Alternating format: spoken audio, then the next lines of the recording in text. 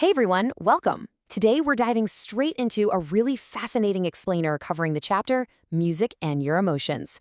We're going to take a journey from those abstract, invisible feelings that music gives us, all the way down to the literal mechanical building blocks used to construct those exact feelings. It's going to be awesome, so let's get into it.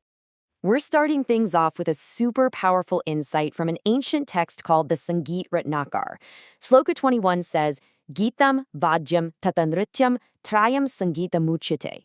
Basically, this is telling us that singing, instruments, and dance, they aren't just solo acts. They're totally intertwined under one massive, culturally rich umbrella.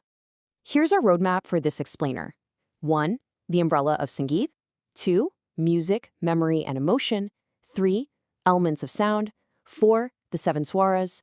And finally, 5. Finding your rhythm. Section 1. The umbrella of Sangeet. Look at this incredibly vibrant tapestry of that umbrella we were just talking about.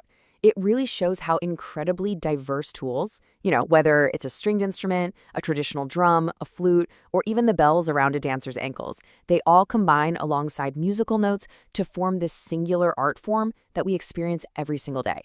It's not just about hitting a note, right? It's about this whole ecosystem of sound, rhythm, and physical expression working in total harmony. Moving on to section 2, music, memory, and emotion.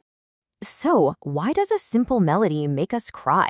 Seriously, think of a song from your childhood or maybe a specific festival jingle. The reason it can instantly transport you right back in time is this incredibly powerful phenomenon known as music-evoked memory. Music actually has this almost magical power to completely bypass our logical brain and tap directly into our emotional centers. Just a single familiar tune can trigger a super vivid, profound memory of past events and the exact people who were part of them. It's wild. Now think of a really skilled musician playing a violin like this. They literally have the capacity to make it mimic human expression. I'm talking happiness, sadness, loudness, softness. The sounds of a shehnai, a tol, or a melodious string instrument can literally compel you to jump up and dance. Or, on the flip side, it can instill this deep sense of peace where you just want to sit back and soak in the total silence that follows. It's a real game changer. But what's really fascinating here is that emotion and sound aren't uniquely human at all. Nature has its very own symphony going on. Take male humpback whales, for instance. They're famous for singing these incredibly long, complex songs. Or the Ganges river dolphin, which communicates with all these clicks and whistles. On the flip side, we use human inventions like the traditional drum to communicate our feelings using deep resonance.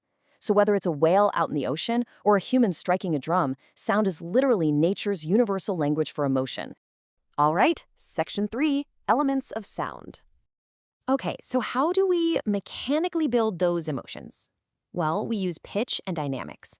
Pitch tells us exactly how high or low a note is, while dynamics tell us how loud or soft the music is.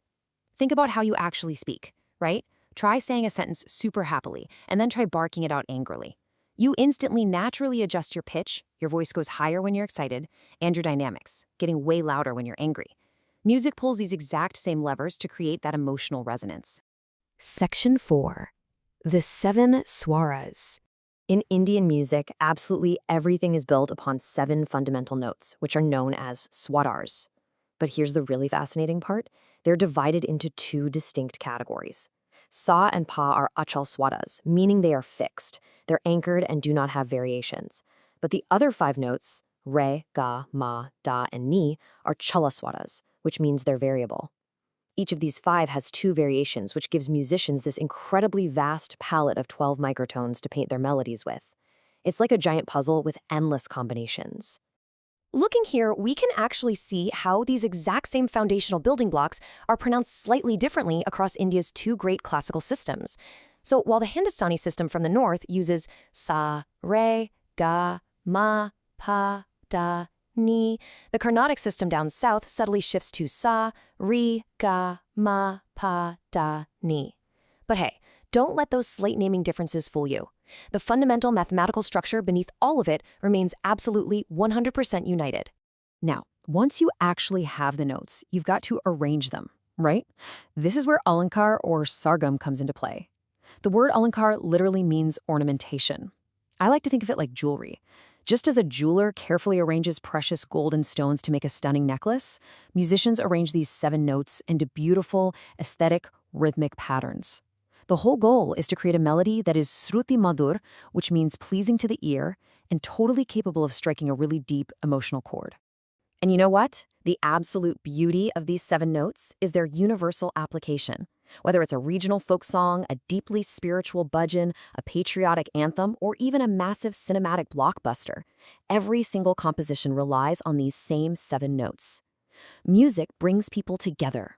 Everyone you see here, kids learning to sing, playing the flute, or striking a drum, they are all speaking the exact same underlying language built from sa, re, ga, ma, pa, da, and ni. To truly master these swaras is honestly to achieve immortality. Just take Srimati M.S. Subbulakshmi, an incredibly inspirational Carnatic pioneer, known for her absolute purity and devotion, and she was the very first musician to ever receive the Bharat Ratna. Then look at Lata Mangeshkar, the absolute playback legend whose voice spanned over 3 octaves. She recorded songs in over 36 languages and also earned the Bharat Ratna. We're talking about 2 completely different styles of music here, classical devotion versus cinematic playback. Yet both of these legends built their entire empires using those exact same 7 notes. Which brings us to our final section, number 5, finding your rhythm. Rhythm is quite literally the heartbeat of a composition. It's defined as the pattern of symmetrical beats played alongside a song. Basically, rhythm dictates the speed, the cycle, and the overall momentum. Think about how you walk when you're in a massive rush trying to catch a train versus the relaxed, steady walking pace of your grandparents on a Sunday stroll. That difference in pacing, that structural timing, that is exactly what rhythm provides to a piece of music. It totally sets the pace of the emotional journey. We can actually categorize these rhythmic cycles mathematically by breaking them down into specific syllable groupings. For example, a 3-beat cycle is called Tishra, and you can vocalize it as Taki Ta. A 4-beat cycle is Chaturashra, vocalized as Ta Ga Gi Mi. And this whole system expands all the way up to Sankirna, which is a massive 9-beat cycle. By practicing these syllable groupings, Taki Ta or Taka Di Mi, musicians completely internalize the mathematics of time. It gives every single song its own unique, precise heartbeat.